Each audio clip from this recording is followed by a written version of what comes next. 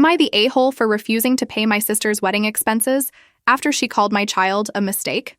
So I, 32F, Deanna, am the oldest of 5 siblings. For as long as I can remember, I've been the family caretaker. It's not a role I chose, but one I fell into naturally. I helped our parents until their passing, and honestly, it's been exhausting. My dad passed away from brain cancer 3 years ago, and my mom lost a long, hard battle with breast cancer earlier this year. Losing them both was devastating. Since their passing, I've taken on an even bigger caretaker role. My siblings lean on me for support, emotionally and financially. I don't mind helping because I'm fortunate enough to have a stable job in tech, a side gig as an artist, and some inheritance from my parents. However, being the big sister for everyone can be overwhelming. Now, here's where things get complicated. A few years ago, I adopted my cousin's child, Decker, who's now 13. Her nickname comes from her love of kickboxing. My cousin, Charlie, went to prison for murdering Decker's mother in a drug-fueled rage. Decker witnessed the tragedy and was placed in my care after a lengthy legal process. She's been in therapy since,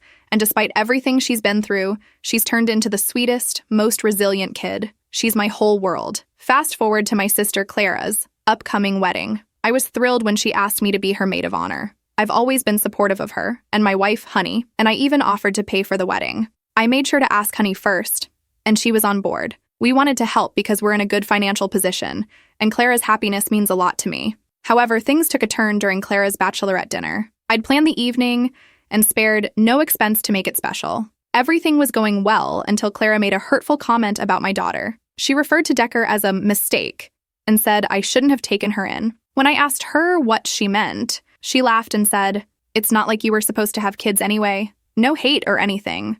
She then implied that Decker was likely damaged and a handful. I was stunned. Decker is my whole heart. She's kind, empathetic, and emotionally intelligent beyond her years. Hearing my sister talk about her like that felt like a slap in the face. I didn't argue or cause a scene. I simply paid the bill, covered 3 more rounds for the group, and went home. The next day, Clara showed up at my house furious.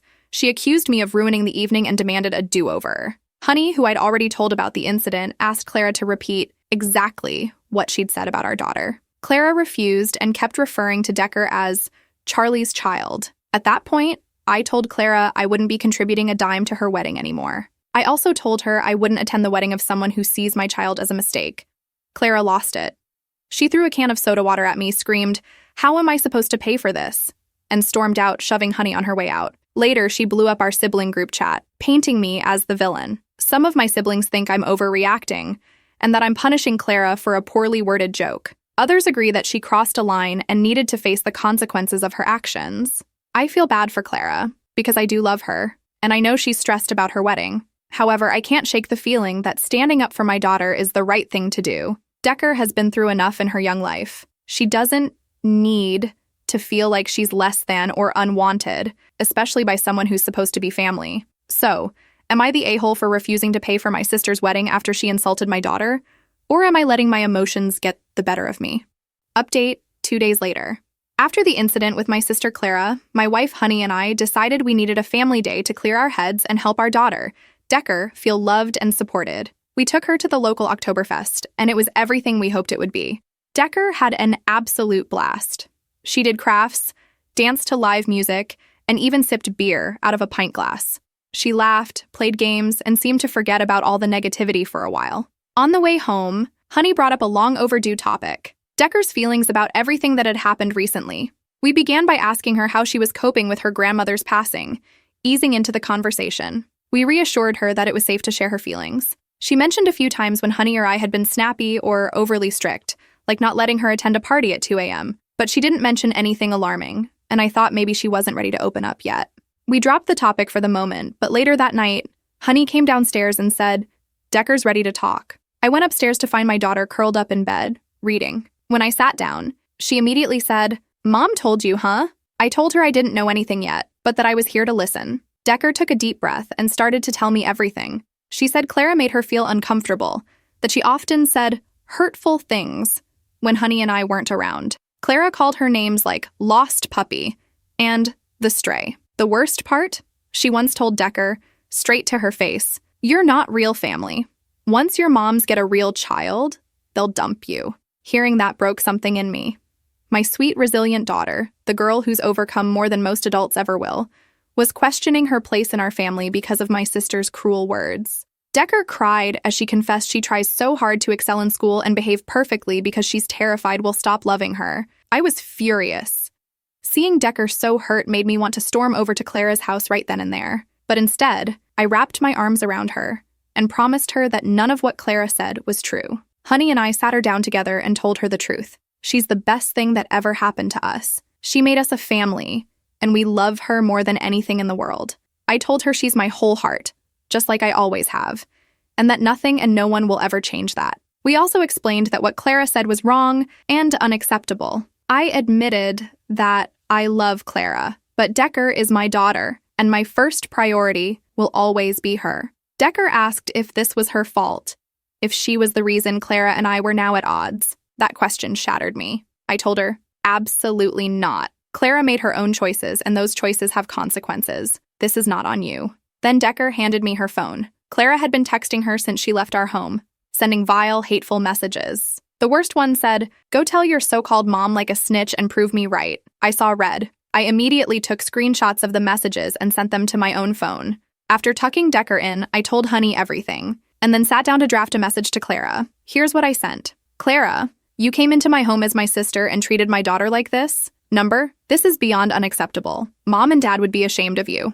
You were not raised to treat children, let alone your own niece, this way. I've always loved you, but as of now, you are no longer welcome in my home. You will not speak to or contact me, my wife, or my daughter.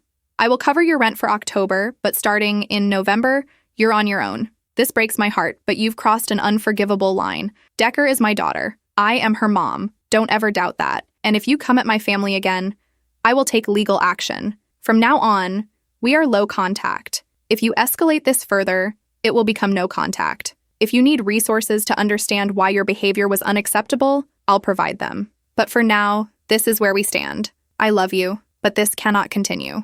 It hurt to send that message, but it had to be done. My priority is my family, Decker and Honey.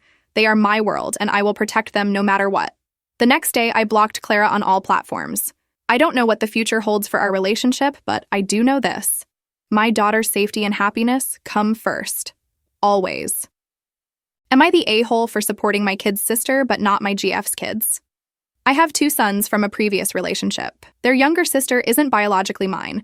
She's my ex's child from another relationship, but I've stepped into a supportive role since her father passed when she was 4. Growing up as an outsider in my own family taught me the importance of inclusion, so I, a whole, ways treated her like family. All 3 kids attend an expensive private school, and I cover the tuition for my sons and her. I've been dating my girlfriend, 37F, for 3 years, and she moved in with me a year ago. She works at the same private school, which gives her kids, 13F and 10M, a substantial tuition discount. Her ex-husband had been paying the remaining tuition and child support, but his business recently went under, and a court significantly reduced his financial contributions. Now my girlfriend can't afford her kids' tuition, and she asked me to help. I declined because I already stick to a strict budget. Supporting her kids would put me in a tough spot financially. She then suggested I stop paying for my ex's daughter and redirect that money toward her children instead. I refused, explaining that my ex's daughter is like family to me, and I'm committed to her education. My girlfriend moved back in with her parents and hasn't spoken to me in a week. I feel bad about the situation,